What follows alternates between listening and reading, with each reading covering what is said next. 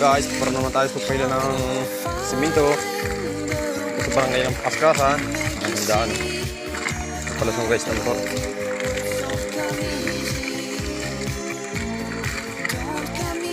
Sama na natin yung aking katuwang sa trabaho. Aking turong trabaho.